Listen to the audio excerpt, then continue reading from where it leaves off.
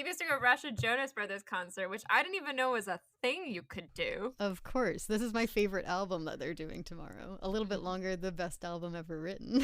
Right. Pray for Phoebe, y'all. She needs Jonas Brothers tickets. I already have a them. second set of Jonas Brothers tickets. Oh my god.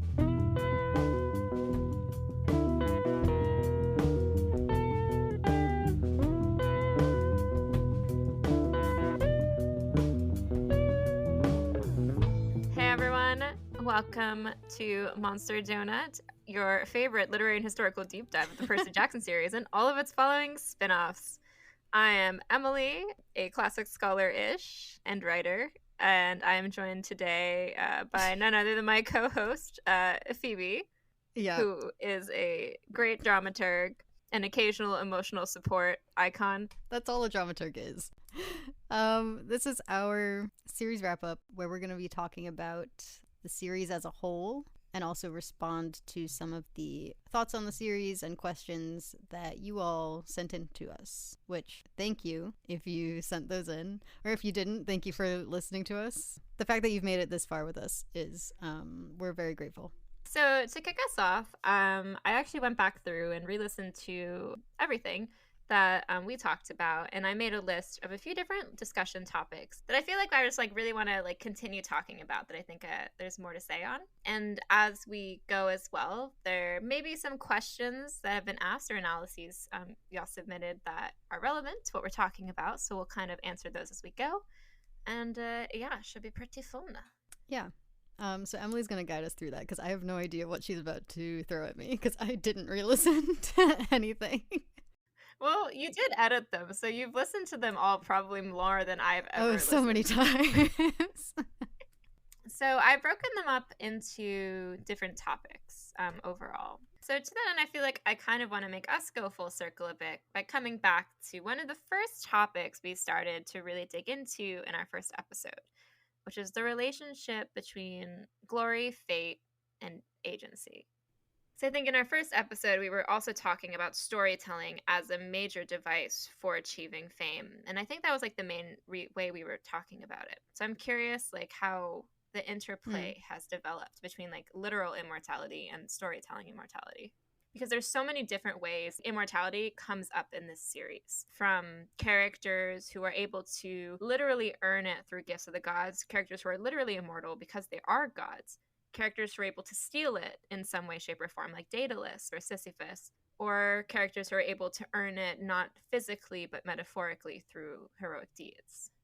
I want to dig into how this series kind of treats it as a whole, now that we can kind of come full circle on it and really see how it's played through. I think immortality in this series, literal immortality, is almost treated once you achieve it, you are never going to change.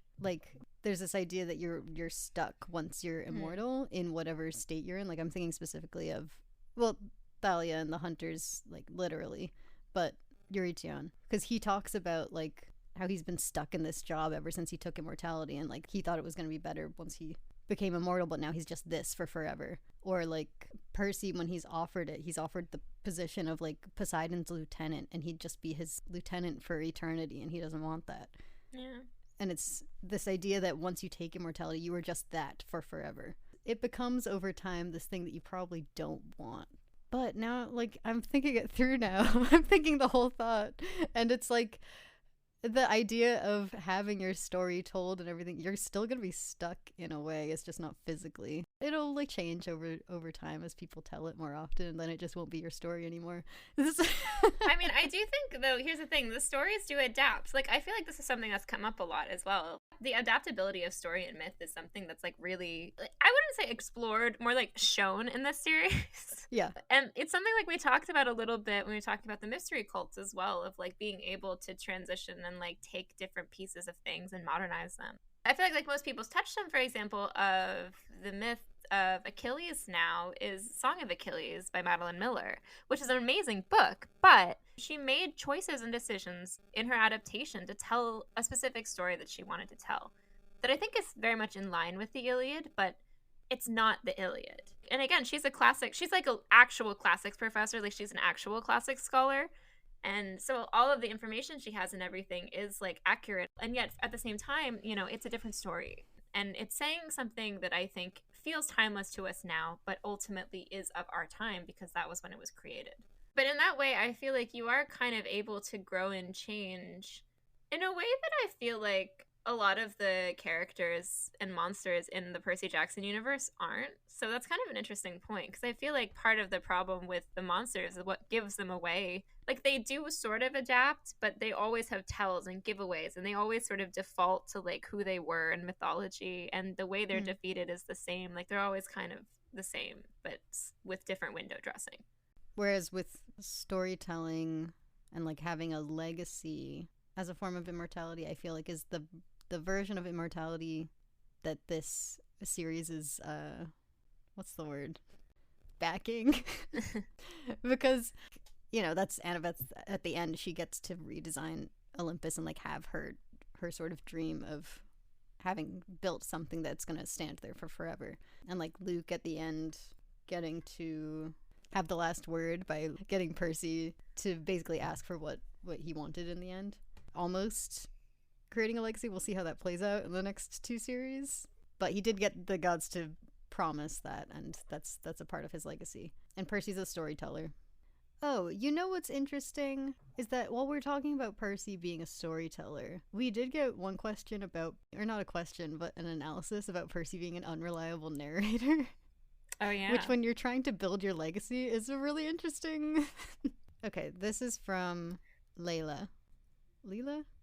They said, I was listening to your guys' recent episode, the one covering the Stolen Chariot and the Bronze Dragon, and something that Phoebe mentioned was how there's a moment where Percy doesn't let us into his thoughts. And I think it's one of the first times the reader is clued into the fact that maybe Percy isn't exactly the most trustworthy narrator, other than those moments in the Battle of the Labyrinth where he's completely misreading Luke's facial expressions, but even then, we just trust him and chalk it up to his bias clouding his judgment, not him keeping things from us. But I went back to all the very brutal things he does in the earlier books, and literally all of them just have him narrating his actions, but not his thoughts on it. Like in The Lightning Thief, when he chops Procruste's head off, he doesn't really say anything about how he's feeling or thinking about it, he just kind of moves on, and so do we. And I think that's so interesting because it makes sense that Rick wouldn't want to write long, introspective think pieces on the morality of killing a living being in a children's book. And then that led me to look at the action sequences, and I realized how little Percy actually narrates during those scenes. Kind of like he's hiding a lot of the violence he does from us, and that's all backed up by the Heroes of Olympus series, where everyone and their mother is like, that Percy dude is terrifying. It is an interesting question of like how much of it is because of the genre, because of the narrative voice required of a children's author, and how much of it is Percy specifically avoiding, or even avoiding his own thoughts on it. It occurs to me something interesting to compare. It would be in the next series when we get other people's points of view. Yeah. I think we're going to talk about this a lot in the House of Hades, because that's... Oh, half of that episode is going to be us talking about that scene. Because, like, no, it's not just that scene. It's that, like, we do get to see Percy do these, like, brutal things from Annabeth's perspective. Well, I feel like it's an interesting point, too. Because if you think about the way, like, you tell a story about something bad that happened to you, that someone wronged you doing, and compare it to the version they tell, you can both, there are scenarios in which you can both 100% believe the version you're telling, and they contradict. There are versions when the facts can even remain the same, but your interpretations of, like, people's facial expressions or your interpretations of how they phrase things, all of that to say is I think Percy believes he's a reliable narrator. It's not intentional. I do think, we're always cognizant of how we paint ourselves. And I do feel like there's a certain expectation that, most people will catch on if you never talk about your insecurities or you never let anyone in. But you're also never going to show the worst of yourself unless you can find a way to redeem it. Yeah, which is part of why I think the stuff in Heroes of Olympus is so interesting, because I feel like none of it's his choice because it's all in third person. Like he can't stop the narrator from telling you what he's thinking and what he's doing.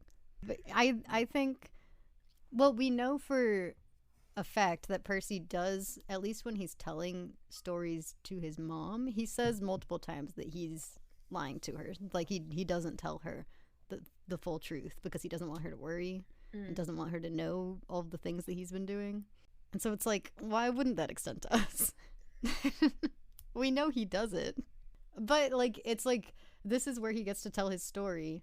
So this is what he's like leaving behind at the end of the day. Who knows for what reason? I don't think we've even answered that question that I asked in the first episode of like, why is he telling his story at all? But this is what he's leaving behind, and it's an unreliable account at times. Let's do some questions. Let's see. What do we have here? We were sort of just talking about with creating your own immortality through like creating a legacy for yourself. We were sort of talking about the scene in Sea of Monsters with Annabeth explaining that she wants to create like a new New York City and that her fatal flaw is hubris and all that. And we did get a question from Maya, who asked, upon rereading, that scene stuck out to her as an interesting character moment for Annabeth because it shows a lot of self-awareness on her end and willingness to evaluate her flaws, especially at 13 years old, when I feel like that's quite rare for kids. My question is, how do you think Annabeth figured out what her fatal flaw was? Do you think she realized it independently or someone else told her? And if so, who did? I guess you could also read that scene as her discovering / naming her fatal flaw for the first time after seeing the siren's vision, but I've always read it like she already knew what it was, and this scene just confirmed it for her. Thanks. I feel like I agree. Like, I got the feeling when I was reading it that she already knew. Yeah, yes. I feel like Annabeth's the type to, like, you know, be reading these old myths and, like, be trying to figure out, like, she's the kind of kid who'd be like, if she were living in our world, be like, I gotta figure out which cabin I'm in. Like, and so I feel like looking back at the myth, she's like, I have to figure out what my fatal flaw is, just like all these heroes. So I could see her figuring it out for herself just by like being very introspective and thinking about it. Yeah, because I'm thinking about it like looking at her and and like her upbringing with her family in particular. You know, I feel like she has experienced a lot of rejection in her life. And that's like a common trait, I think, with also being a neurodivergent kid. It's just harder to socialize a lot of the time. And beyond that, like that's all speculation. But we know for a fact that with her family, especially, and her step siblings and her stepmom, she had a really hard time connecting with them. And I feel like for someone like her response to that would probably be to be very introspective and to be very self-evaluative when she was first trying to make things work. So it makes sense to me that she would have a really strong understanding of herself and her own flaws, and that having been something that happened before she ran away. And I feel like also being raised in the environment at camp with Chiron as her primary mentor, like I'm sure Chiron talks all the time about heroes' fatal flaws. So I think you're right there too, where he would have mentioned it and her first thought would have been, well, what's mine? Yeah. I'm now imagining like a little Annabeth at camp being like, hey, Luke, I think I figured out what your fatal flaw is. Luke sweating nervously. What? Like just trying to psychoanalyze everyone around her. I have a question from an anonymous listener from Tumblr who asked, seriously, what is Percy's fatal flaw? And they're guessing wrath. And then they also asked, is Chiron good at his job or does he need to be fired? Yes. Answer to the second question. Yeah. The answer to the second question is I believe Chiron is one step above the gods in terms of being a good parent, and boy, that bar is low. Okay, so the answer to the first part is no. And does he need to be fired? Yes. The answer to the actual first question, though, what is Percy's fatal flaw? At this point, what do I want to say? What were the contenders that we've come up with? It was wrath? What Athena said, but she said she was wrong, so. And I think we did talk a little bit about him wanting power. Yes. Because for a lot of his life was fairly powerless. And not power in a, like, political sense. In a personal sense, in that he, like, wants control over his own existence. Yeah. And he just enjoys feeling powerful. And that messes him up a lot. I feel like the best way to approach this is to think of moments, because a fatal flaw is obviously something that gets you in serious trouble. I feel like a few of those moments in the narrative are acknowledged as such whenever he challenges a god to a sword fight. I mean, that's a big part of it. Like, the wrath and, like, lack of control over his own anger. Mm. These are almost kind of the same flaw in some ways. Yeah. The, like, lack of control. Because that's what really gets him in trouble. It's more like the seeking power and everything. Or enjoying his own power. I mean, it is what lands him in those situations, but what, like, escalates them to fatal is the fact that he can't control himself. Yeah. It's like a lack of self-control. Maybe that's what it is. Just generally a lack of self-control. Yeah, because the moments that stand out to me are in Battle of the Labyrinth. It's the cleaning the stables and then Mount St. Helens. So yeah, I don't know if I would say wrath or lack of self-control at this point. I kind of want to say lack of self-control just because, like, that relates to the wrath thing and the power thing. That's what I'm going to say it is right now in this episode. Maybe we'll come back to this question in our Heroes of Olympus wrap-up. Oh, we will. If we want to keep talking, like, Percy personality things, we did get a message, another anonymous one on Tumblr, who said, I was thinking about the whole Percy doesn't give any information about himself / never shares, and how the only time he really did was when he was with Clarice, which may have been a testament to their beautiful blossoming friendship, but I think was also in part as a way to help comfort her. And I think there could be a possible number of reasons why Percy doesn't share, except to comfort, arguably. But I was wondering what your take on that was. Like, if you think he's just a naturally reserved person / doesn't see the need to / insecurities, or if you think it's something else and what your thoughts on it are. Feel free to ignore this smiley face. I love MDP, which I've never seen someone shorten our name like that. And so I enjoyed that. I was like, oh, MDP, is that what we are? So yeah, I do think that Percy is a naturally reserved person, generally. Especially in the earlier books. Like, he's very in his own head and, like, tends to keep things to himself. I think he's just naturally like that. It's not wanting other people to know what's going on in his head. Because I'm thinking of the scenes where we've kind of complained that Percy hasn't shared something. And it's like a lot of the scenes with Thalia, some of the scenes with Annabeth. It's not like he doesn't put in the work to make them feel comfortable enough to share. He just does it in a way where he doesn't share himself. It's just that we, the readers, know there's so much more to say.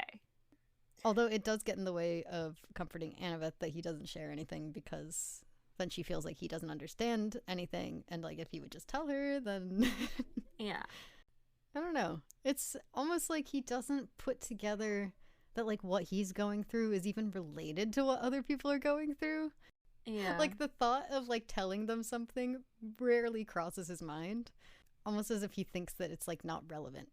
I don't think it comes down to insecurities. I think it's, like, naturally being someone who doesn't think about these things at all. It also might just be, like, for him, sharing information is not how he feels closer to people. So it's not necessarily something he thinks about as, like, an exchange. Like, I think he's a very action-based person. So I feel like going through things with people and, like, sticking by them and, like, hanging out with them and being around them, that's how he forms his bonds.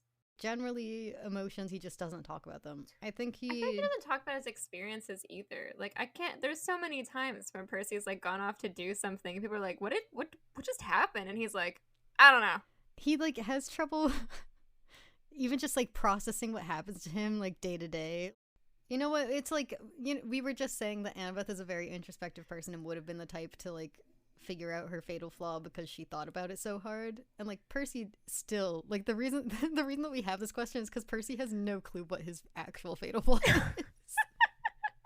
I think that's what it is. It's like Percy exists on vibes and impulse. He's not fully thinking through the things that he's feeling, and so isn't able to verbalize them in any way. Yeah. Even if it would be helpful, even if he wanted to, which I don't think he totally wants to. But I do think with Clarice, it's possible that he kind of gets the sense that she's never going to give if he doesn't give in return. Maybe it's that he's seen somebody who he does feel like would kind of implicitly understand him in a different way because of what he's seen with her and her upbringing with Ares. I also think it's like one of those moments where he's actually perceiving that Clarice does need to hear this from him. Like, that's what's going to help her most. And what's going to help them most is for her to hear what Percy went through. Maybe with Clarice, he's seen so much that he knows he shouldn't have, that he's starting to feel like he needs to give her something back in return. Yeah, maybe that's it, because she didn't share any of that with him. Yeah, like, none of that was voluntary. And so now it's like, well, I gotta give her something. Yeah. For now, let's do one more question. Rosie asked, I was wondering about how you mentioned the original quote-unquote myth of Theseus and the labyrinth a few times in the Battle of the Labyrinth episode. What do you mean by that? Original as in the oldest recorded version, or most commonly known version, or as opposed to modern retellings? I can speak for myself because it's a very basic answer, and then you can explain what you mean. Because for me, when I say original myth, I mean what I learned in my myth and Bible class, or from the Dolores. What is it? Is it the Dolores? I pronounce it Dolores, but I could be wrong. I think it's French, so it's Dolère. Whatever. The Dolores book of Greek myths. I've read some of the Ovid. I've read a couple of the old plays because I work in theater. I've seen a couple of the old plays. So that's my original. I don't know if I'm sure none of them are the original, but yeah, for me, I think I'm the same. I grew up on that book of Greek mythology. That was kind of like my main touchstone and main source for a really long time. But if you want to know an actual answer to this question, I can also maybe provide a little more insight into that. Because it is a really interesting question of where do these myths come from? How do we know what's quote unquote canon, and how do we know what's not? How do we know when these myths came about, where they came from, etc., etc.? So for me, the reason why over the course of this podcast I've cited a few different sources, like the Homeric hymns, for example, and the Iliad and the Odyssey, is because those specifically are the oldest texts we have on Greek mythology written in Greek. So Iliad and the Odyssey. And there's a few other works like the Shield of Heracles. Also the Homeric hymns, which I think I've explained before, are basically a series of kind of shorter myths. Like the hymn to Demeter is the story of Hades and Persephone. The hymn to Apollo is the story of him slaying Python. The hymn to Dionysus is the story of him turning all those sailors into dolphins. The hymn to Hermes is the story of him stealing the cows of Apollo. So a lot of them are very basic texts of origin stories of a lot of the gods. But those also range in date. So some of the oldest Homeric hymns date as old or older than the Iliad and the Odyssey. But there are some that date all the way up to Roman times because they're for Roman gods. So depending on which myths are in the collection, they might range. But the kind of big three, if you will, of super ancient mythic texts are those, what I just talked about, and the works of Hesiod, who was also writing in the kind of Homeric dialect, which is a specific writing style. He wrote two works, one called Works and Days, which is a text about farming, so it's kind of a how-to guide on farming. And he also wrote another work called the Theogony, which is kind of the story of the genesis of the world, and it has all of that stuff with Gaia and Uranus and all that fun stuff. And then the other main Greek source of texts we have dates to 180-ish BC, and his name's Apollodorus. He basically went around and tried to create a composite of all of the mythology. But what's kind of interesting about it is because, as I think I mentioned in a prior episode, a lot of these myths are very local. And so his work is really interesting because you can see every single line. There's for every line of story, there's 3 additional lines being but in this town they tell it this way. But in this town they tell it this way. Or this is a different version of this. Which is one of the reasons why the question of original is so difficult to answer. Because so many of these stories did not spring up from one source that we can identify. Also, because we've lost access to so many of the more original Greek texts, we've also have a lot of sources that have to come from the Romans because they would have had access to way more texts than we would have in the ancient world.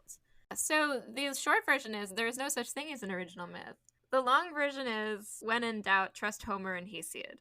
But the Theseus story in particular first appears, I believe, in Apollodorus. Speaking of which, though, something that we kind of kept circling back to that I feel we never fully developed into a thought was this idea of when are the characters repeating myths and when are they kind of taking them into their own hands? So I think that's something that just, again, so much of these books are replaying stories or at least re-encountering a lot of the same monsters as heroes have.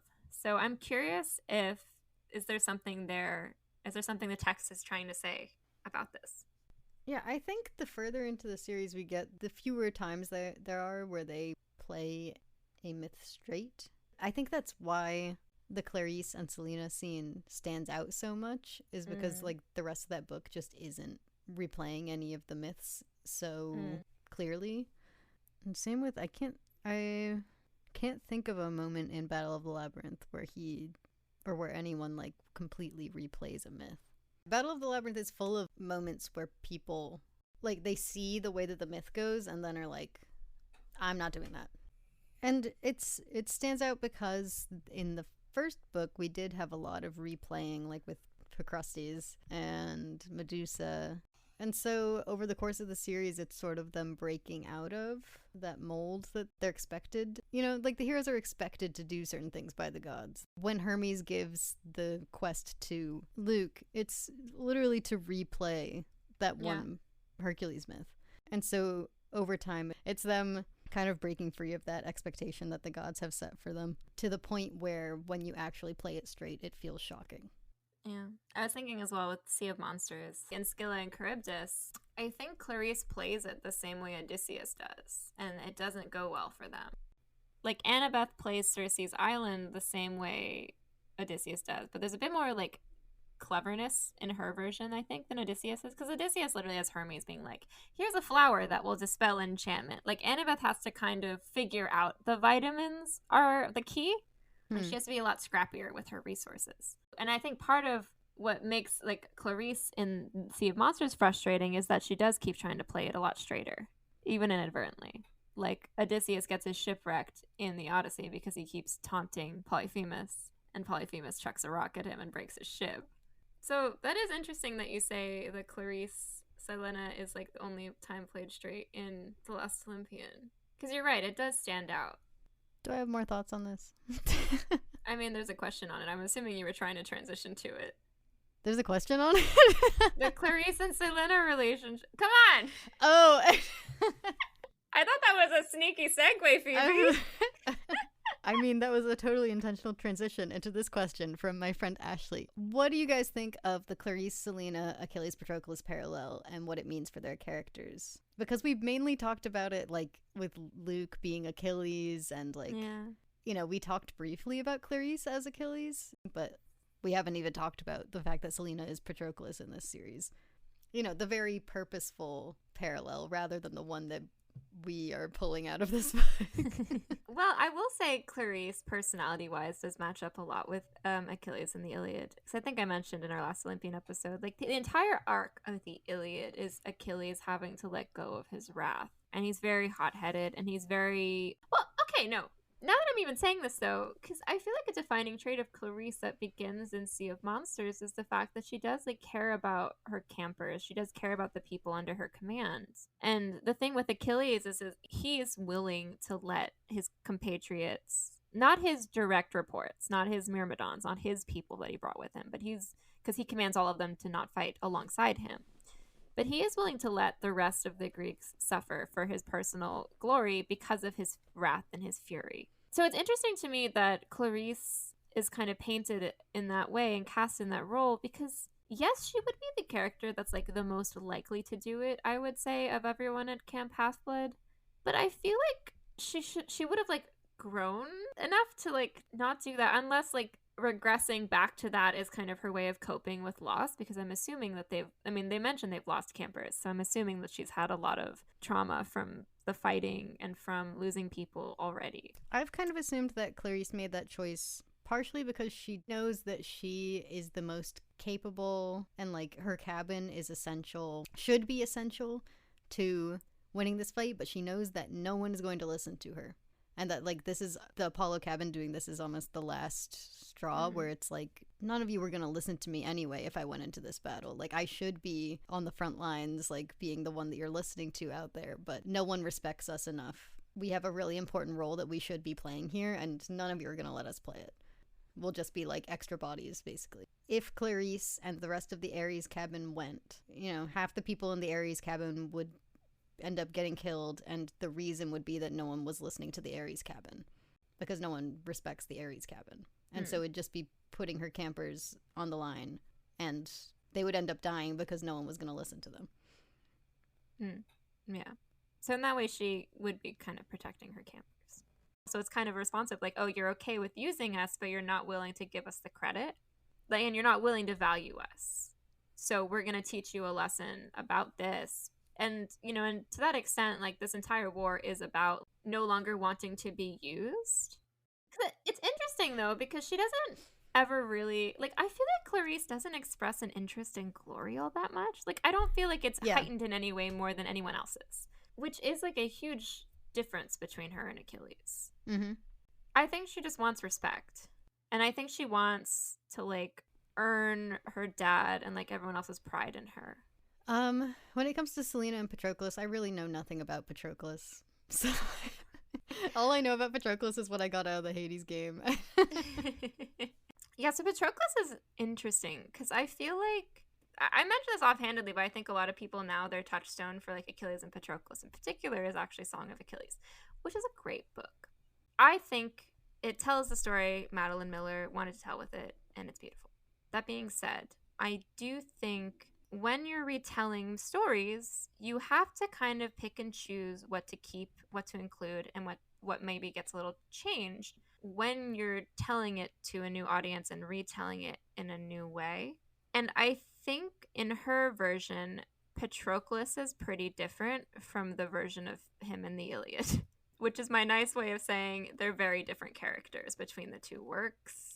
Because one of the things that's not in Song of Achilles is, like, the main time Patroclus speaks in the Iliad, which is a little weird, but it would also fly in the face of her characterization of him. What I'm talking about is, in the Iliad, when Patroclus puts on Achilles' armor and leads Achilles' men out, he almost sacks Troy. Like, he gets to the walls and he, like, almost finishes the war. And the only thing that stops him is basically Apollo is like, no, and kind of smacks him and smacks some of his armor off and, like, stops him. Like, a god has to stop him.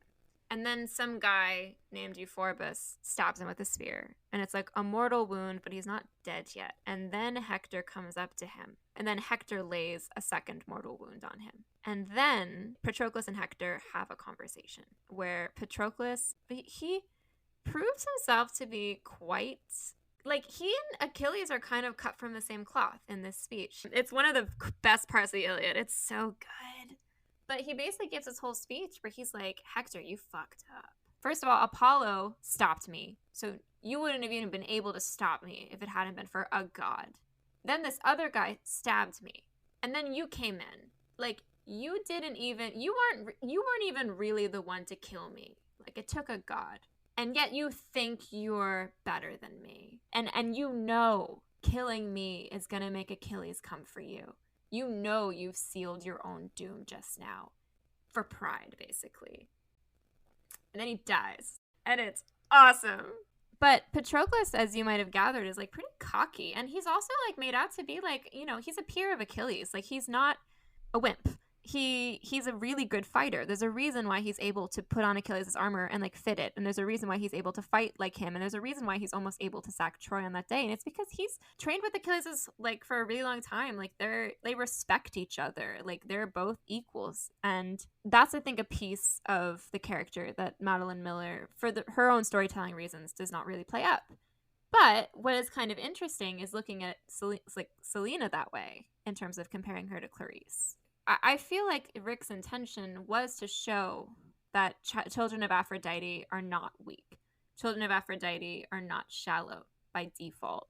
And I think that's the work he wanted to start doing with this character. And I feel like to that end, casting her as Patroclus, casting her as somebody who in the myth is an equal in almost every way, and in some cases better in terms of being just, like, a nicer person, in terms of, like, being more understanding and more empathetic, shows that there's so much more to Selena than we've seen, because she has that bite to her. She has that drive. She wants to fight. She wants to give it her all. Like, she wants to defend her world. While we're talking about Clarice, Charlie from Of the Eldest Gods, which I'm actually guesting on in their episode on Chapter 8 of Battle of the Labyrinth. Had a lot of fun recording that one. So hop on over and check it out if you want to hear me be much more silly and less serious. we're not silly at all here. And Fran, who we had on the podcast from the Best Dan camp, pointed out that technically the stolen chariot, technically, the stolen chariot should take place before the Battle of the Labyrinth, because it was published as part of the Titan's Curse promo material, which I don't care, and I'm choosing to ignore. Yeah. Because I just think it makes more sense and is better where we put it. Y'all, it doesn't make sense where Rick put it. The Demigod Files was published after Battle of the Labyrinth, and nothing in the book suggests that it takes place before Battle of the Labyrinth. But it is the first story in the book.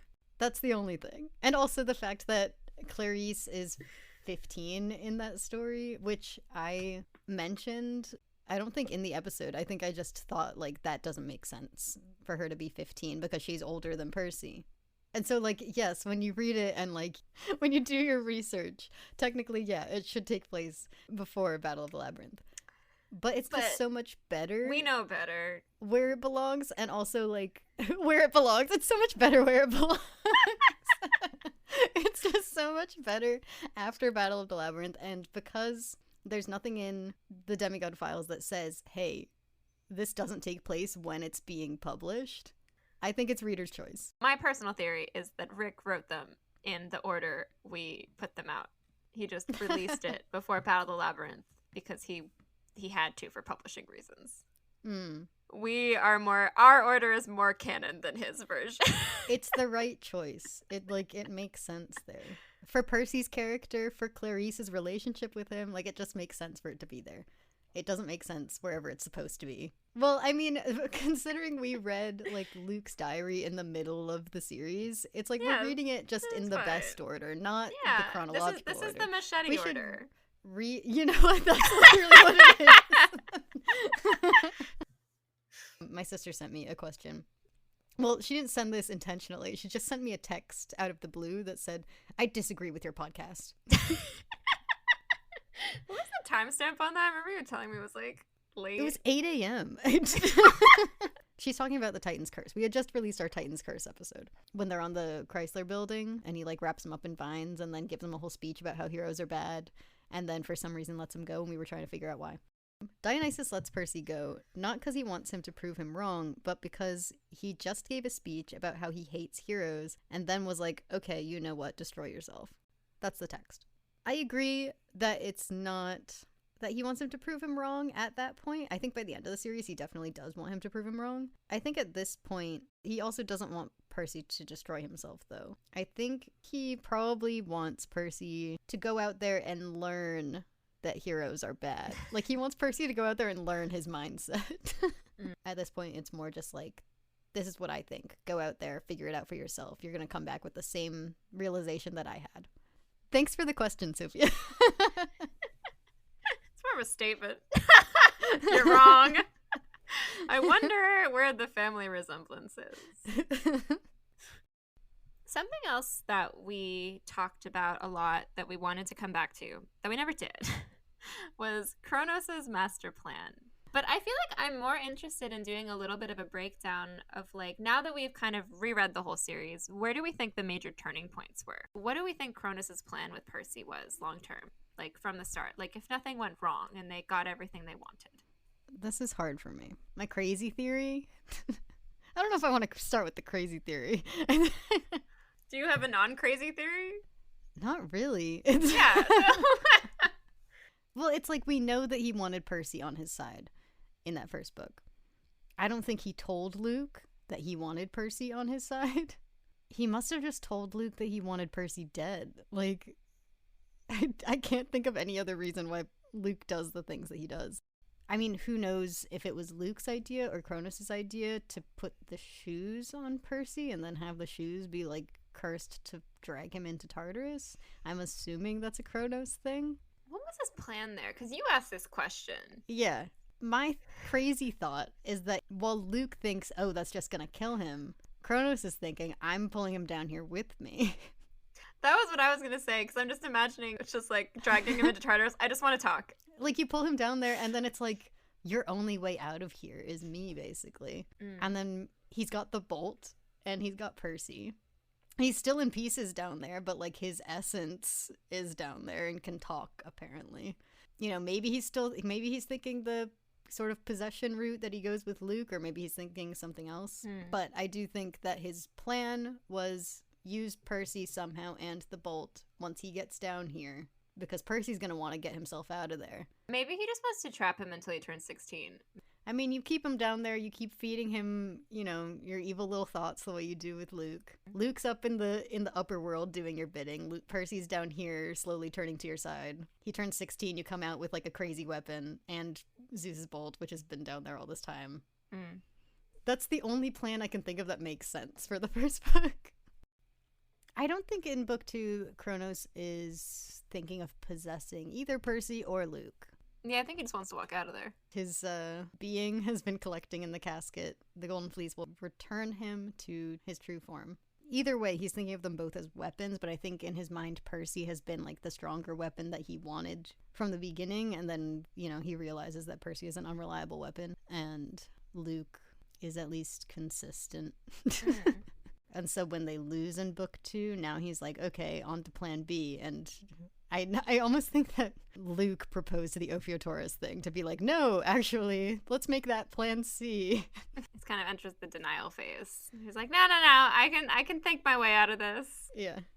I'm guessing with Luke, he was able to find success in kind of like indoctrinating a kid, so I feel like he was hoping to replicate that success with Percy. Yeah. Although I think this does lead us into the Luke question. Sure, I can ask the Luke question. M asked, what do you think Luke represents politically? I think he represents someone starting with progressive ideas, but fell down the alt-right pipeline. I almost don't want to answer this. I think it's a perfectly valid question. And when you have a revolutionary character like Luke, it makes sense to try and find a parallel in your like present society.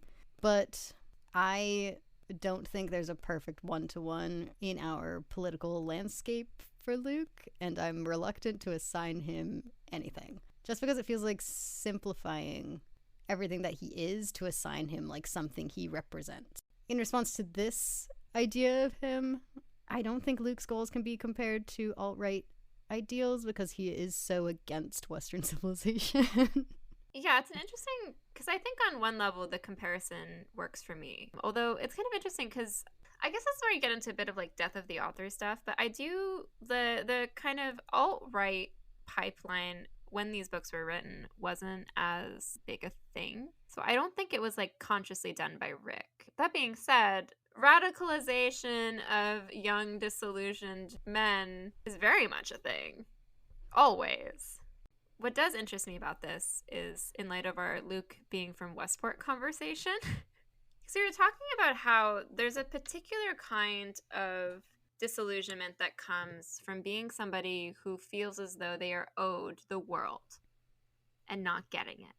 And I do think that is very much where a lot of people in the alt-right pipeline are coming from.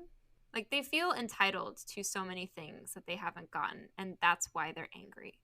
Those things being, you know, things they're not entitled to. So, like, in that way, I think it reminds me of that a little. But I also feel like as Phoebe kind of said, I feel like he's a little too anti-establishment to be a direct parallel. Because I feel like the problem with the alt-right is they don't want to disrupt the system. They want to create even more rigidity within the system. Versus with Luke, that's not really the case. Because he wants to dismantle Western civilization entirely. But his main problem is he's not digging deep enough. This is what I mean, is because there are so many things that just contradict with each other if you try to say, he represents this, he represents this. If he represents anything, he's someone who fights for a cause, but so much of it comes from personal rage and desires that what's right gets lost in what feels good, like revenge, without considering how the outcome will serve the cause he's supposed to be fighting for in the first place. Like, I think that's what happened to Luke. Like, so much of it was individual anger and resentment that he was fighting to get retribution for, rather than it feeding the cause or community. you know, he may have found himself under the thumb of something that you can make comparable, but it's just not, there's not like a perfect one-to-one political, like, this is what Luke represents in our society. Like, he doesn't. He's just a guy. He's such a specific character that you, like, can't pin him down as, like, he represents this to me. Yeah. It's interesting also, now that I'm thinking about it, because I feel like so many characters in this series do defy archetypes, which is really interesting considering most of mythology is archetypical. Like, it's very much based on archetypes. But, like, all of the characters in this, they don't feel like archetypes. They feel like real people. They're not, this is not a myth. It's not a fable. If we want to contradict ourselves completely, we have another question from someone named M. Okay. EM this time. About Ethan, who we said only represents things. Some characters are more narrative devices than others. This can still be true. Just because you're a narrative device doesn't mean we don't love you. M said, just on the subject of Ethan theories / parallels, I've had this thought for a while that Ethan kind of represents the road not taken for Nico in Battle of the Labyrinth and beyond, with the justice / vengeance choice Nico's represented with by Minos at the start, and the couple times Percy worries about a captured demigod being Nico that turns out to be Ethan, and then how Ethan ends up joining Kronos when that was a worry about Nico for the whole book, and then how Nico kind of decides to embody the justice side of it at the end of the war. Which I loved this because I was like, why didn't I think of that? I know. I was about to say, that's a good analysis right there. I'm into that. I love that. That's great. Yeah. Because it's true. Even in sort of Hades, Nico and Ethan show up at the same time. And, like, Nico is such a character that's, like, defined by his relationship to justice. I feel like for, like, the rest of the series, all 3 series, plural. Thank you, Em. I literally have nothing to say to this. It's just good. It's just true. Okay. The last thing I wanted to circle back to. First, I was curious if you had any more thoughts now that we finished this series on Western civilization and its role in this series. What a question. The thing is, I'm going to ask this question at the end of every single literally one of these wrap-ups. Yeah. I was thinking about this earlier. I was like, I wasn't thinking about this question specifically. I was thinking about what is the status of Olympus at the end of each series, but it's kind of the same question. It's at the core of literally the entire series. It's going to be major when we get to Trials of Apollo. If you haven't read Trials of Apollo, I'm hunting you down. I have like sub-questions if that helps. Sure. So the first sub-question is, so how does our understanding of the West develop through the series? I don't know. The Last Olympian really like throws a wrench in everything, doesn't it? I think one of the reasons why The Last Olympian throws a wrench into things for me is that I feel like the West, over the course of the series, kind of develops into this amorphous thing that just stands in to represent all civilization in a weird way. Yeah. Where it kind of comes to mean like everything we've ever known. I feel like it just had to kind of keep ballooning through the series. But something I thought was really interesting, though, is I remember I kept pointing out a few things that don't quite add up, that show like the cracks in the foundation of our own societal perception of the West, being the myth that I talked about in our first episode. And one of the big examples I was using is Minoan civilization, which was the civilization that predates the most ancient of the people we know of, the ancient Greeks in the Mediterranean. And something that's really interesting is that there's a lot of theories about where certain myths come from. But the theory on the labyrinth and the myth of Theseus is that it actually comes from and is inspired by Minoan civilization. For example, the word labyrinth comes from like the word labyrinth, which is a two-sided axe, which is like a major thing in Minoan culture. Like that's like one of the things we keep finding. There's also the bowl imagery. If you've seen pictures of the frescoes at Knossos, which is like the main palace, there's this beautiful fresco of bowl leaping there. Like bowls and all of that was like a huge part of the culture. The administrative centers of all of these places on Crete were like these big, we call them palaces. Sir Arthur Evans said they're palaces. Who knows if he was right? He's probably wrong. He was wrong about most things. They're basically these huge buildings, like stories and stories tall, and like so many hallways that would have maybe appeared like somewhat labyrinthine if you were unfamiliar with that level of architecture. You can see how a lot of this stems from Minoan culture. So I think it's really interesting that this thing that's apparently been running under the entire world of the Percy Jackson series is this never-ending, ever-growing labyrinth that probably predates Western civilization in this world, if it comes from the Minoans, because that would predate probably the Greek gods existing in the Mediterranean.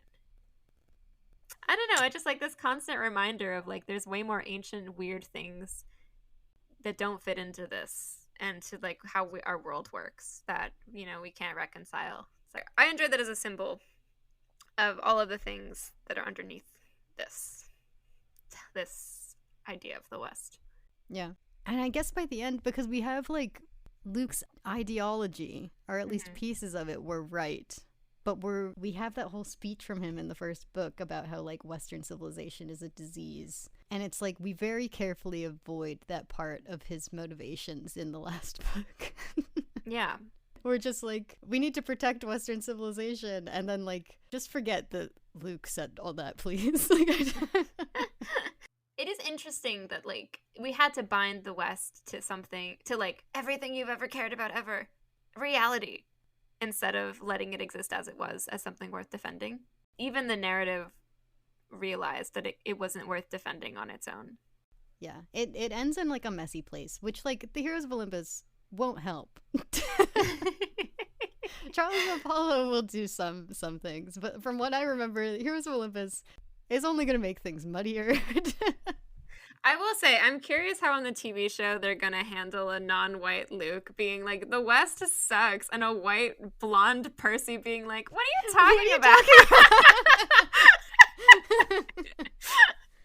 Were there any more questions you wanted to hit? Yeah, I've got one last question. This one comes from Seaweed Brain Podcast. Who are they?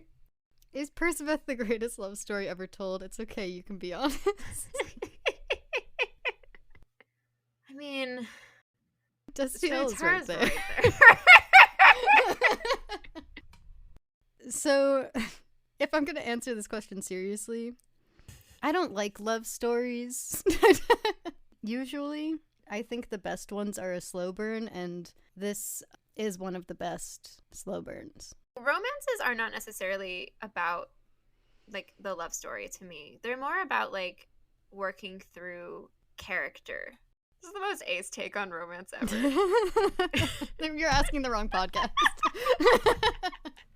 I love the amount of drama that Percy and Annabeth have. I love how confusing it is. It feels real. But is it my OTP? I don't even know if I really have an OTP. Like, I said one for the bit, but like maybe 10 in rows. Maybe that was it. I don't know. That's so 2012 of you.